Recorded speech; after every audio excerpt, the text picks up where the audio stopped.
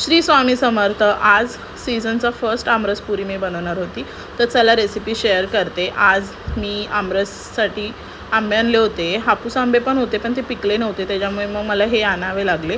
त्याच्यानंतर मग पीठ पण भिजवून घेतलं मी एक साईडला, कारण आज ना माझ्या पप्पांचा वाढदिवस पण होता, प्लस अक्षय तृतीया पण होती। तर बोलली की काहीतरी गोड बनवूया, आणि पप्पांच्या आवडीचं सगळं जेवण बनवलं होतं मी आज। तर एक साईडला मी आंब्याचा रस वगैरे पूर्ण काढून घेतला गर, आणि मग मिक्सरमध्ये गर घेऊन त्यात थोडीशी साखर, वेलची पूड पण टाकली आणि थोडंसं असं दूध टाकलं होतं, त्याच्याने असं थोडा थिक टेक्स्चर येतो। आणि मस्त असं ते मिक्सरला वाटून घेतलं होतं।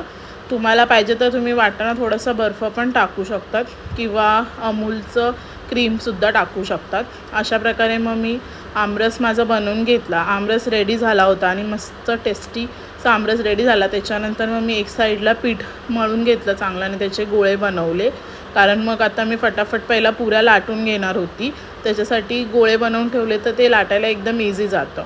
मग मी पटापट अशा पुऱ्या पण करून घेतल्या। त्याच्यानंतर त्या पुऱ्या एकावर एक ठेवल्या आणि मग एक साईडला तळायला घेतलं तेल तापत ठेवून, आणि पुऱ्या मस्त अशा फुगल्या होत्या टम, तुम्हाला दिसतच असेल व्हिडिओमध्ये।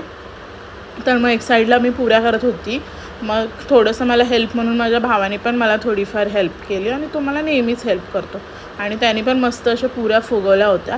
मग एक साईडला मला डाळ वगैरे बनवायची होती, आणि मला डाळ फ्राय बनवायची होती, तर ती पण बनवून घेतली एक साईडला। मग देवाला वगैरे नैवेद्य दाखवला आणि मग आम्ही पण जेवून घेतलं। तर भेटूया नेक्स्ट व्लॉगमध्ये, तोपर्यंत बाय।